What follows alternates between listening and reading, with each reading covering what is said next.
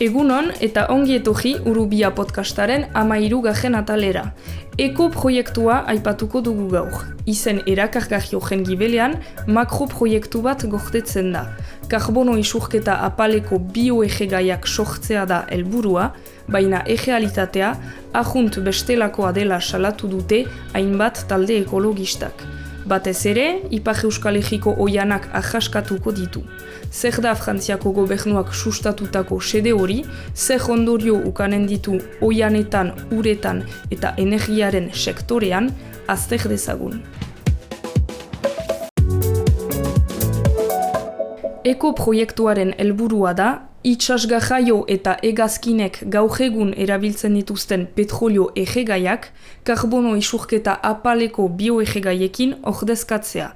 Baina zeren kaltetan, oianen, uren eta ekosistemen kaltetan. Eta hori guztia zertarako, Frantziako hegazkin konpainiek erabiltzen duten biokerosenoaren 1,5% ez ekoiztera iristeko, talde ekologisten kalkuluen arabera. Nola nahi ere, gaur egun zirkulazioan diren hegazkinetan, bioegegaia ezin da 150 baino gehiago izan. Horregatik, beraz, zalantzan emana da proiektuaren zinezko beharra. Eko proiektuaren eramailea Eliz Energy da, egoitza Lyonen duen startup bat. Babesle nagusia Frantziako gobernua da eta 2.000.000 euroko inbertsioa agindu du Europako batzordearen galde bati erantzuten baitio. Bestalde, Ekok Karbaero saria irabazi zuen apirilaren 25 eta hortik ere dirua eskuratuko du. Bihar noan eratuko dute proiektua lak inguruko industrialdean.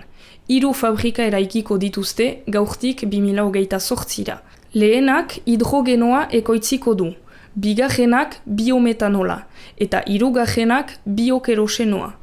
KAD ingurumenaren aldeko elkarteen kolektiboaren ustez, logika ekonomiko batez gauzatuko dute xedea eta dena baldintzatzen du horrek proiektua sosa irabazteko pentsatua baita. Izan ere, proiektu horren gibelean diren akziodun nagusiak Avril, Axens, IFP Investments eta Bionex dira. Avril taldeko zuzendari nagusia Arno Juso da, hots FDSOA Frantziako laborari sindikatu nagusiko burua. Arazoa da, energia horien ekoizteko prozesuak indar elektriko ikaragarriak eskatzen dituela. Adibidez, biokerosenoa ekoizteko hidrogenoa behar da, zeina energia nuklearekin ekoizten baita.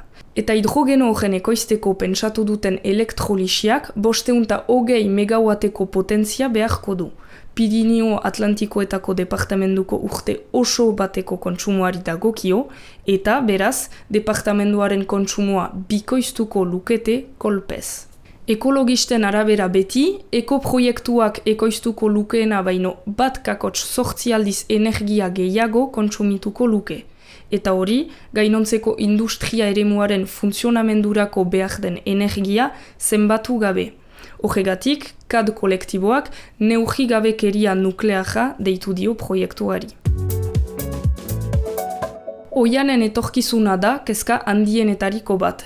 Ekologisten arabera, lehen 15 urteetan, iratiko oianaren 20.000 hektarea ahaskatuko lituzkete.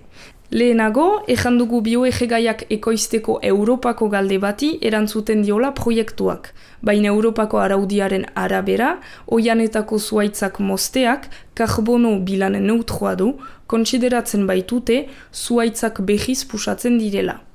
Kontua da oian horiek moztuez ahaskatuko dituztela, eta zuhaitzak ez ezik inguruneko ekosistema osoa hilko dela. Are, beharko duten egujaren eren bat besterik ez da oianetatik etorriko. Gainerakoa, laborantza biomasatik eta hondakinetatik hartu behar lukete, baina sail horietan heldu beharreko hornidurak ez dira segurtatuak. Horiekola, baliteke iragarri baino oian oraino gehiago moztu behar izatea. Zuhaitz moztuek gainera, CO2 hainitz askatuko dute eta zuhaitz landaketa behiek 20 urte baino gehiago beharko dituzte karbono kantitate bera atxikitzen hasteko. Orainokoan, Eliz Energik bere proiektuaren karbono isurketa ez du argitu, deskarbonizazioa izanik ere bere proiektuen gauzatzeko arrazoia. Urari dagokionez, kopuru ejaldoiak erabiliko dituzte 3 lantegien artean. 7,7 milioi metro kubiko ur urtean, Baionaren tamainako hiri baten urteko kontsumoa. Kantitate horren kasik erdia gibel botako dute gero, baina 30 graduan abantzu eta kutsatua agian. Horrek ere, arriskuan jarriko lituzke ekosistemak, ala nola izokinaren ugalketa. Horrez gain, lak industrialdeko ur eskariak 65% egingo luke gora, naiz eta ur kontsumoa 10% mugisteko agindua jaso duen eskualdeak. Arrisku horiek eta beste hainitz ere, azkenean, oianak moztea da hegazkinak delako energia berdeekin egalarazteko. Hortik dator hain zuzen, ekologisten galdera.